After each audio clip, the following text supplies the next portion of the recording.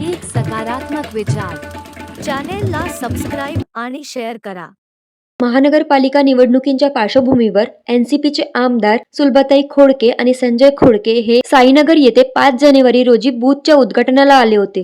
त्यावेळी त्यांनी नागरिकांशी संवाद साधले, तर काय म्हणाले बघूया।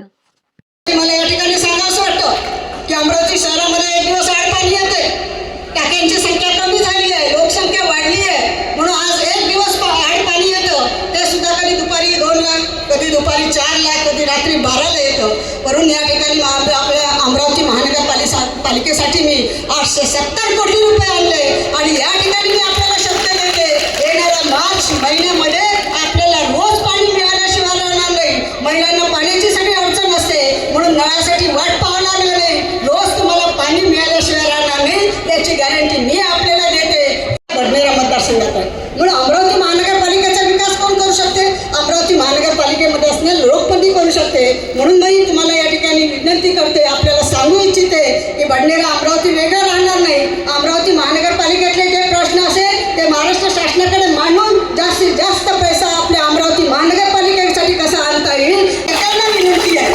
काही घेऊ नका, आम्ही तुमच्यासोबत आहे। कोणती अडचण असेल, केव्हा असेल, रात्री अर्धरात्री, त्यांना गुंडगर्दी आपल्याला खतम करायची। अमरावती शहरातली साईनगरचं एवढं मोठं मंदिर आहे, साईबाबाच्या नावाने ओळखलं जातं, तिथं रात्री दुपारी चाकू निघतात, तलवारी निघतात, हे वातावरण चांगलं आहे? अरे आमची अमरावती शहर आहे, ज्या अमरावती शहराने राष्ट्रपती दिले, अशा शहरामध्ये आम्ही या ठिकाणी वागतोय, तर या ठिकाणी आमचं अमरावतीचं तर आपण पाहू शकता की कालच्या मुख्यमंत्रीच्या दौऱ्यामध्ये या जिल्ह्याच्या नेत्या साईनगरच्या टोकापर्यंत येतात, तिथं उतरतात, नंतर मग मुख्यमंत्री येतात, मुख्यमंत्री म्हणतात त्यांना निवडून द्या, नंतर मग 15-20 मिनिटात त्या उमेदवार येतात, खासदार येतात, माजी खासदार, आणि त्या सांगतात यांना निवडून द्या।